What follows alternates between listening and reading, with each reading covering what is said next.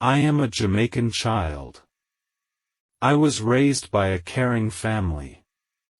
They never allow me to feel sorry for myself. My family taught me to be an overcomer. They told me that I can be anything, if I put my mind to it and work hard. I believe that I am full of potential.